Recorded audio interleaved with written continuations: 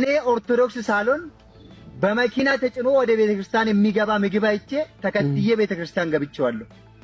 2 ቀን አደርኩኝ ምግብ ሳልበላ። ጃቴ ኪዳነ ምህረት ቃሊቲ አካባቢ ነው።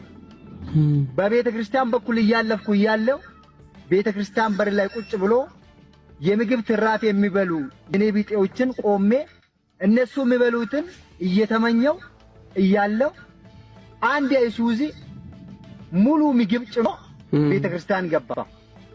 ልክ ቤተክርስቲያን የሚገባው ሰው መስዬ ተከትዬ ቤተክርስቲያን ገባው።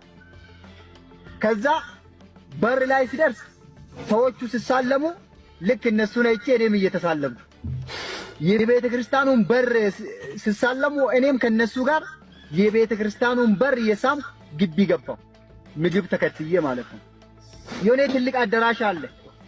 አዳራሽ ውስጥ ካስገቡ በኋላ ከቤተክርስቲያን ተሳልመው የሚመለሱ ሰዎችን በረከት ነው ቅመሱ እያሉ ወደ አዳራሹ ያስገቡ ነበር። ሌሎቹ ኑ ግቡና በረከት ቅመሱ የተባሉ ነው የሚገቡት። እኔ ግን ቀጥ ብዬ ማንም ና ሳይለኝ ገባው አዳራሹ።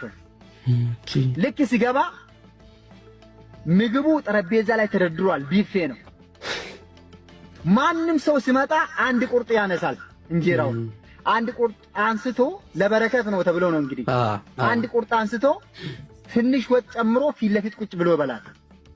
እኔ ግን 4 ቁርጥ አነሳው ሳይሆን ጫንኩኝ ሳይኑ ላይ 4 ቁርጥ አነሳው። ወጡንም ጨመርኩበት። እጄ ላይ ሳየው ተከምሯል። ሰውን ስመለከተው አንዳንድ ቁርጥ ነው ለበረከት ተብሎ። ከዛ ፊት ለፊት ቁጭ ብዬ መብላት ሞራል አጣው። የሆነ ጥግ ፈለግኩኝ። ይሄ የተጫነውን የት ቁጭ ብለህ ልብላ? ሰው እያየኝ ነው። ጨለማ ቦታ ፈለግኩኝ ቤት ውስጥ። ወይ ረአብ ኮንፊደንስ አሳጣኝ። ከዛ የሆነ ወደ ውስጥ አዳራሹ ወደ ውስጥ ገባውና የሆነ ጨለማ ቦታ አገኘው።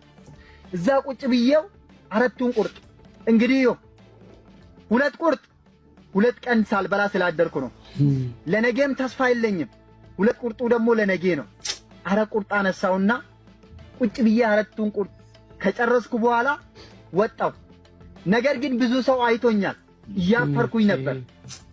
ሌላው አንዳንድ ቁርጥ ሳነሳ እኔ 4 ቁርጥ አንስቼ ጥግ ስለገባው እያፈርኩ ነበር። ሰውም አይቶኛል። የሳቁም አሉ። እኔን አይቶ በሳቅ ዝቅ ያሉም ነበሩ።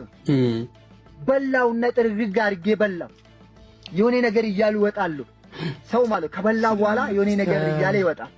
ያ ነገር